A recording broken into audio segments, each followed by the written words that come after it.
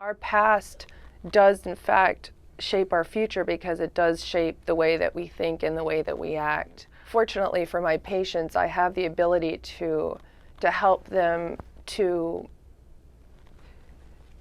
change the way that their mind can see their past so that their past doesn't affect them. And emotionally, if they were involved in an emotionally charged incident, for instance, I have the capability to get them to not feel the pain of that experience, not feel the sadness related to that experience, not feel the anger that's related to that experience. For instance, if they were in a relationship where maybe they were abandoned, right, or they were, rejected.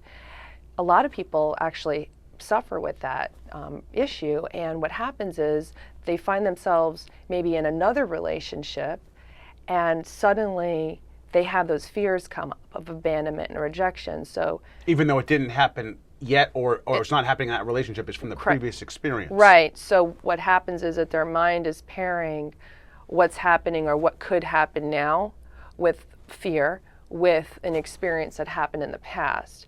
So because I'm able to help people change the way their brain sees a traumatic experience that happened in the past, it changes their reaction presently.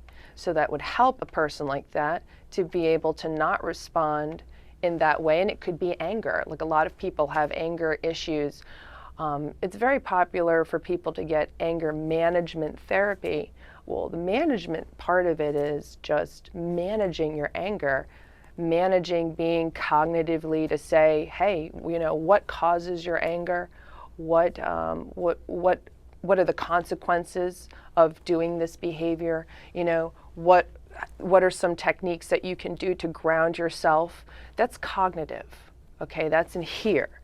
But it's actually changing the emotional reactions. That emotional reactions, that fight or flight response, that is subconscious. That's what I can also change. That's what I do. So that's when you're in that situation, you're not going to respond instinctively, because a lot of times situations are happening, you don't have time to think. It's just your natural reaction. So that's what I'm focused on changing. And don't get me wrong, I do a lot of the cognitive behavioral stuff, but the other methods are so much, because we're changing the emotion, and it's where the emotion happens that people get themselves into trouble.